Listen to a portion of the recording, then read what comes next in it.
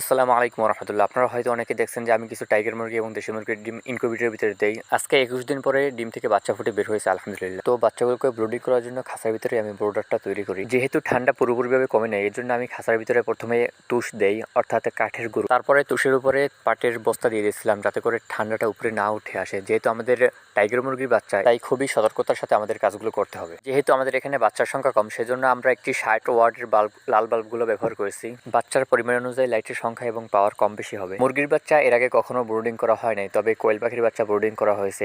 কোয়েল পাখির ক্ষেত্রে আলহামদুলিল্লাহ আমাদের কোনো সমস্যার সম্মুখীন হতে হয় নাই। আশা করছি আল্লাহ রাব্বুল আলামিন আমাদেরকে মুরগির বাচ্চার ক্ষেত্রেও কোনো সমস্যার সম্মুখীন করবেন না। তো বাচ্চাগুলো বের হওয়ার পরে যে পানিটা খাইবে, সেই পানির ভিতরে আমি লাইসিবেট যে ওষুধটা আছে সেই ওষুধটা মিশিয়ে দিচ্ছিলাম। যে কোনো পাখি বা মুরগির বাচ্চা ফোটার প্রথম 3 দিন লাইসিবেটের পানি দিতে হয়, কারণ লাইসিবেট রোগ প্রতিরোধ ক্ষমতা বাড়ায়। তো বাচ্চাগুলোকে ইনকিউবেটর থেকে বের করে ব্রুডার সেটের ভিতরে দিয়ে দিচ্ছিলাম। যেহেতু এর আগে আমরা কোয়েল পাখির ডিম ইনকিউবেটরের ভিতরে দিয়ে ফুটিয়েছিলাম, তাই এবার টাইগার মুরগি ফোটার পরে অনেকটা অবাক হই, কারণ কোয়েল পাখির বাচ্চা ছোট, একেবারেই ছোট। যারা দেখছেন তারা জানেন যে কোয়েল পাখির বাচ্চা একেবারে ছোট হয়, সে তুলনায় তো টাইগার মুরগির বাচ্চা অনেক বড়।